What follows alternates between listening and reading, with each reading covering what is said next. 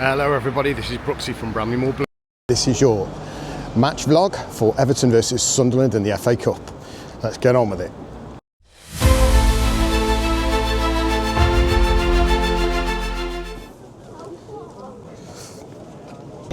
Hello everybody, this is Brooksy from Bramley Blues and this is your matchday vlog for Everton versus Sunderland. Well, this important week hasn't gone to plan so far. We lost against Brentford on Sunday and then we had a disappointing draw against Wolves, and to sort of compound that misery we got two sendings off. Keane and Grealish will not be available for today's game. So Sunderland come to the Hill Dickinson today. It's the FA Cup, so it's a little bit of a break from the league. However, it's a really important game for Everton to win. The most important thing really here is, I think, if we can get through today, by the time the fourth round comes round, hopefully the injured lads will be back, the AFCON will be done and the transfer window will be finished, so hopefully we'll be in a lot better shape to progress in this competition. However, Sunderland are a really good side. They're not too bad away from home either, so it's going to be a really important test for Everton. Hopefully we can win. We need to progress to the next round. It'll be interesting to see the teams that David Moyes puts out. Obviously we're down to the bare bones. If he plays Tyler Dibbing today on the right hand side, let's hope Nathan Patterson comes in, because he'll support him. He's a proper right back, will support him. I know he's not the greatest player, but ultimately he will support Tyler Dibbing, and I thought as a pair they did quite well together at Nottingham Forest. Right, let's get inside and have a look at the team news. Up them Blues.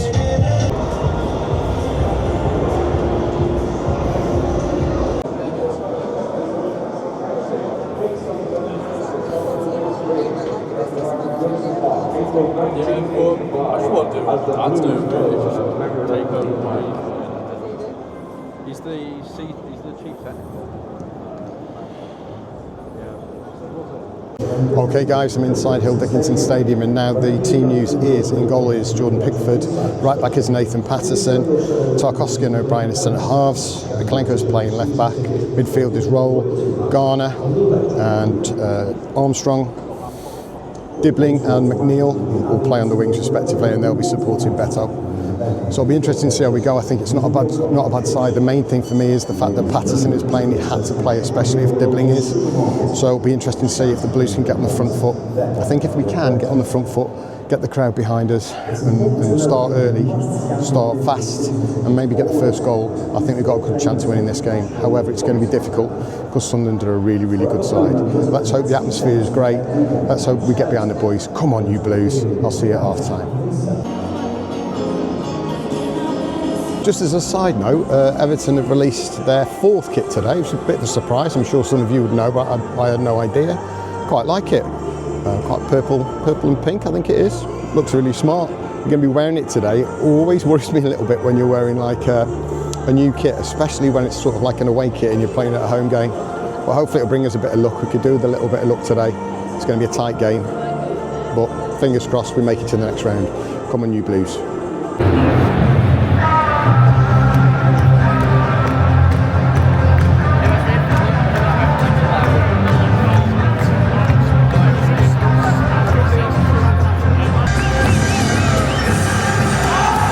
Okay, we're here at half time. The score is Everton 0, Sunderland 1. Everton 1 goal behind, a goal by Lefay halfway through the first half. Terrible goal to concede, long throw from the right hand side. Should have been cleared by Everton's defenders at the front post. They got underneath the ball bounced, there was a bit of a scramble, the ball bounced up to Lefay, who smashed in a volley. Pickford had absolutely no chance. We've got to thank Jordan Pickford as well for keeping us in it really. Two really good saves towards the end of the first half. I thought Sunderland started the game well, not necessarily creating chances, but they did keep the ball. They drew the sting from the crowd a little bit.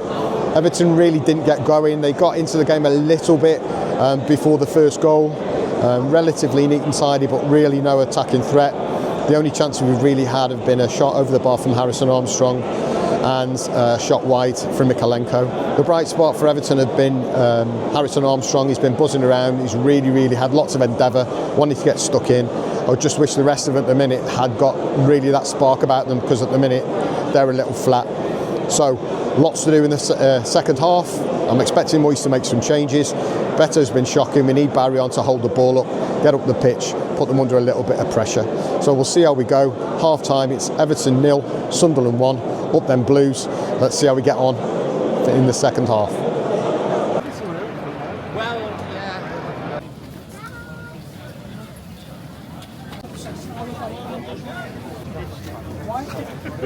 Hello everybody, it's Brooksy from Bramley Moor Blues.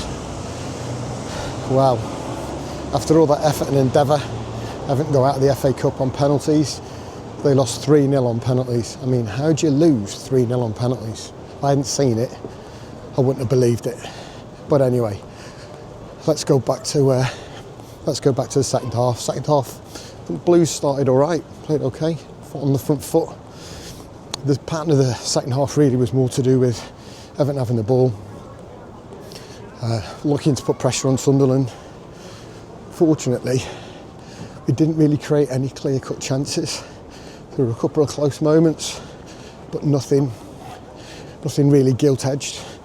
Whereas the odd occasion that Sunderland broke on us, they actually looked quite sharp. Had a shot, broke away, had it down the left-hand side, had a shot that went wide. But the majority of the game was having the ball and just really scrapping. In terms of performances, I thought James Garner played well. I mean, Harrison Armstrong, he's a Premier League footballer, and he's a Premier League footballer now. So I'm pretty sure, well, I'm hoping that Moyes will keep him and not send him back to Preston, but I guess we'll see how that goes.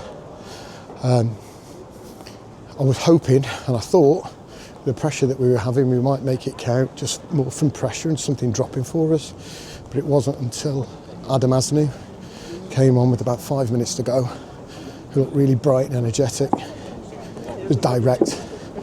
He ran at the Sunderland defence, got some good dangerous balls into the box, and one time out on the outside, looked across it, it got blocked, but his endeavour was really good. He chased the ball down, blocked it, was inside the area, regained the ball and was fouled. And by that point, to be fair, I think Everton deserved the equaliser just on their merit and endeavour more than anything else. James Garner stepped up after a little bit of a hoo-ha between Barry and Beto about who should have the penalty, but it ended up with James Garner, who coolly slotted it in with 2 minutes to go. In terms of extra time, again the pattern was very, very similar. Everton had a lot of the ball, trying to move the ball around, but they were dropping like flies. I mean, we were pretty much an under-21 side by the time the game ended. Patterson had to go off. He was cramping up. Tyler Diblin struggled a little bit just with his confidence. He was really up and down in the game, but I think the crowd got on his back a little bit. I mean, again, he was the confidence kind of dropped from him. So yeah, by the end of the game, we were really struggling. And players that were still on the pitch were cramping up massively. Harrison Armstrong was cramping up. Dwight McNeil was massively cramping up. But they kept going, and it was one of those, naively. I thought that because we put so much into the game and Sunderland really didn't do too much, apart from a couple of strikes from distance, from the second half onwards, I thought we might nick it, and then it went to penalties. And I mean, how do you lose 3-0 on penalties? I mean, really? James Garner's was well saved, but the other two, I thought Barry and Beto's penalties were absolutely woeful. You know, and I think the crowd were right. They were moaning and groaning, and I get it, because if you put your foot through the ball and smash it in the corner and the goalkeeper saves it, fair enough. But these little short, stuttered run-ups just frustrates people. And yeah, anyway, it wasn't to be. However, we've got to look at some positives. The positives for me, I thought Adam Asnu coming on, thought he looked bright and sharp. There's definitely a play there, he's just going to need time. Harrison Armstrong was excellent. I thought James Garner was excellent as well. He's really maturing as a footballer. There's word that it's close. He's close to signing a new contract. That'd be a really big fillip for Everton if we can do that. So I guess we'll see. Right, I'm making my way back up to Lime Street. If you like this content, please subscribe. Please give me a like, and if you drop me a comment, I'll try and get back to you. But on to the next one. I will be at Villa Park next week for another Matchday vlog. Hopefully you've enjoyed it.